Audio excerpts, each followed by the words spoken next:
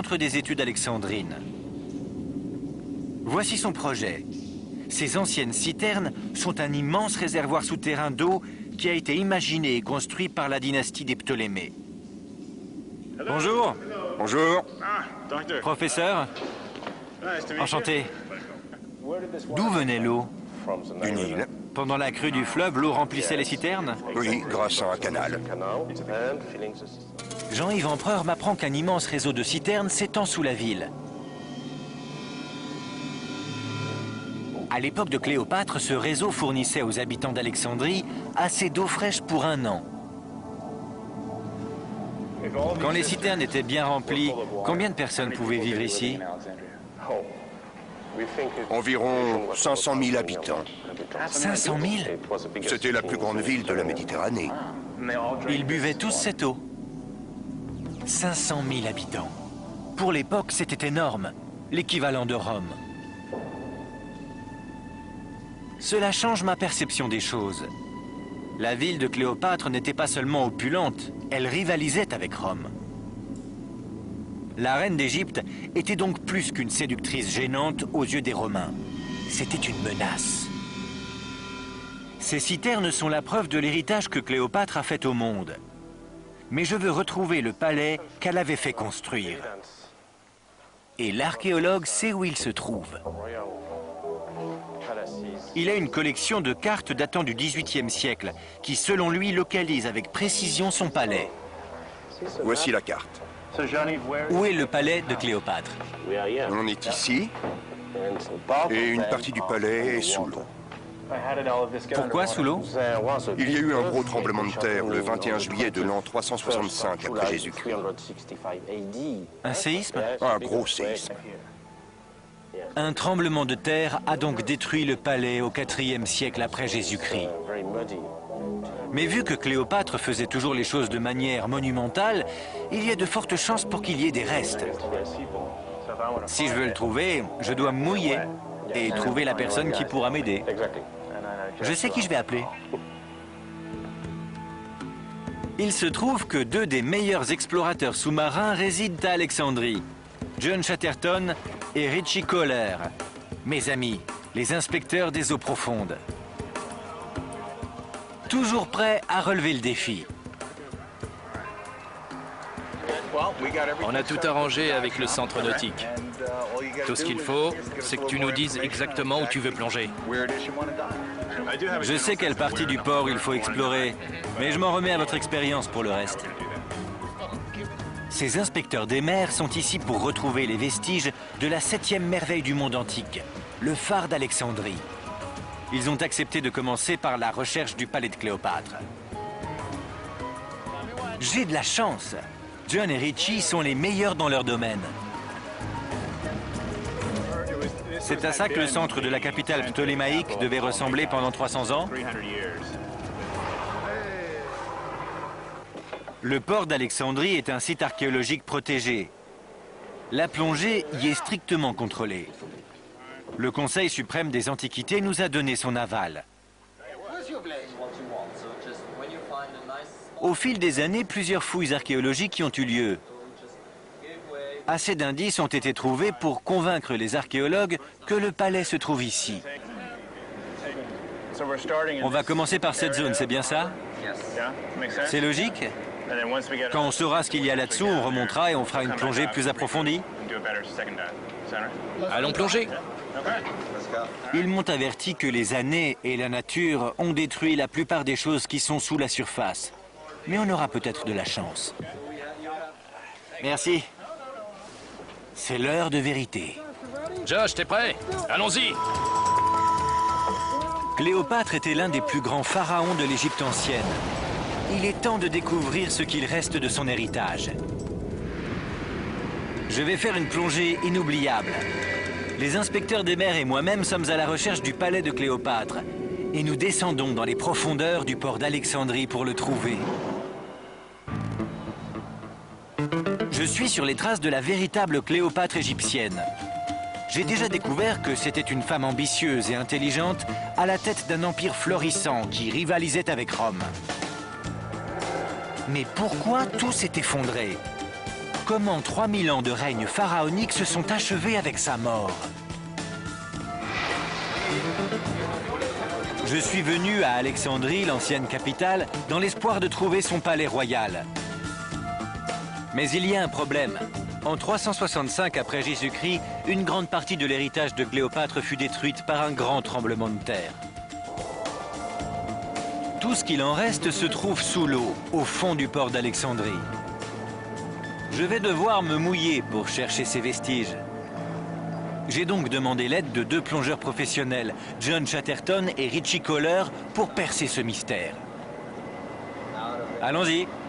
Allons-y!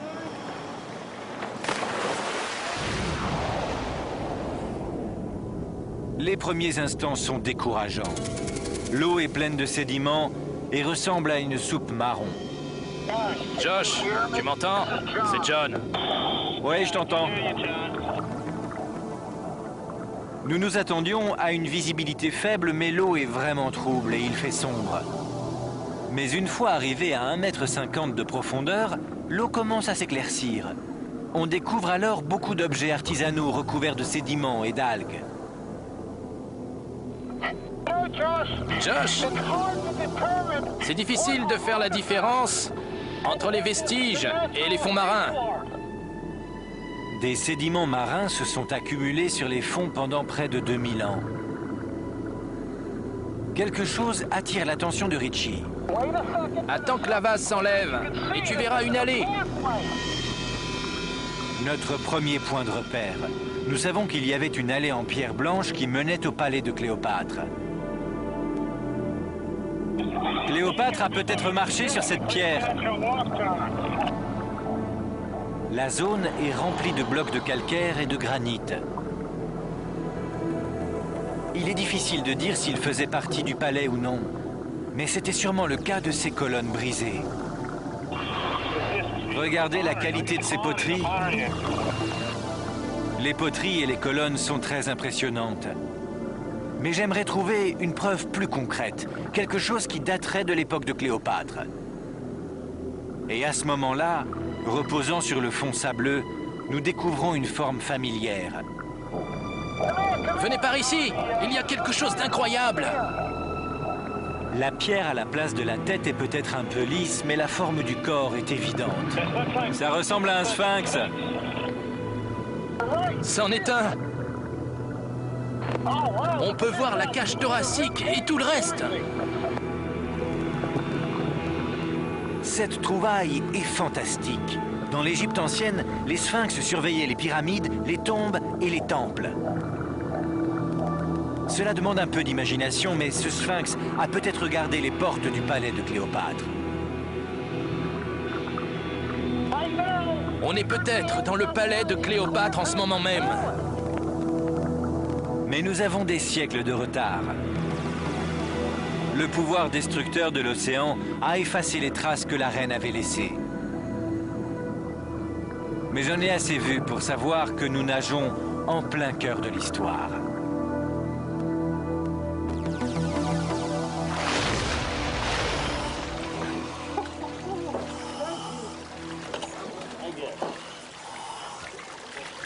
C'était impressionnant. C'était génial.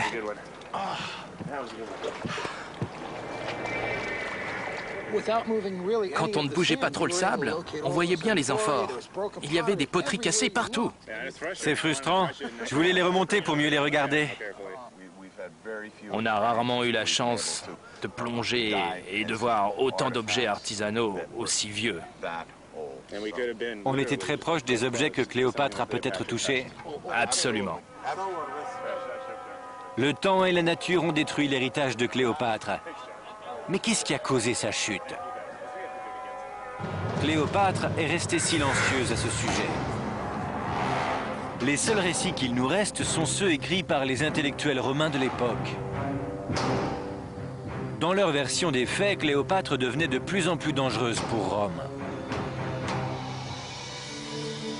Non seulement avait-elle corrompu le bel Apollon de Rome, Marc-Antoine, mais le fils qu'elle avait eu avec César était un candidat potentiel au trône de Rome. Cléopâtre représentait donc une menace pour la République romaine. Et en 32 avant Jésus-Christ, Rome déclara la guerre à l'Égypte, qui se retrouva alors au milieu d'une bataille féroce entre d'un côté Marc-Antoine et Cléopâtre et de l'autre Octave, le successeur de Jules César. En 31 avant Jésus-Christ, au bord des côtes d'Axium en Grèce, leurs flottes s'affrontent au cours d'une bataille navale décisive. Marc-Antoine et Cléopâtre sont clairement vaincus. Ils battent en retraite et retournent à Alexandrie. Se sentant déshonoré, Marc-Antoine se suicide.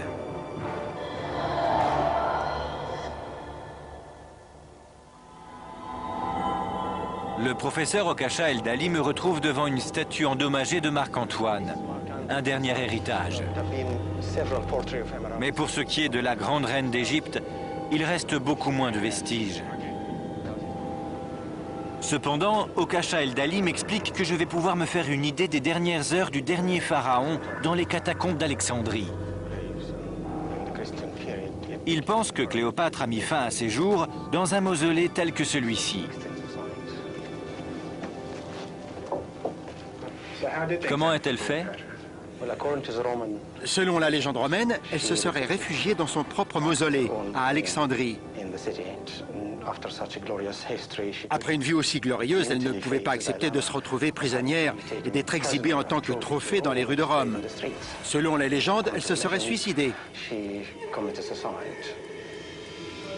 Son espoir de régner sur le monde détruit et son amant Marc-Antoine mort, Cléopâtre décida de se donner la mort. Ce fut son ultime défi. C'est un serpent qui l'a tué? On n'en est pas certain. C'est un élément très intéressant parce que le cobra est un animal sacré dans la religion égyptienne. C'est tout un mythe qu'une reine trouve la mort grâce à une créature divine. Elle a choisi une mort symbolique, un dernier témoignage qui marqua la fin d'une époque. Rome décida alors de ne plus jamais permettre qu'un dirigeant égyptien puisse menacer leur pouvoir et influencer cette partie du monde. Avec la mort de Cléopâtre, c'est 3000 ans de règne pharaonique qui prennent fin en Égypte. Tout à fait.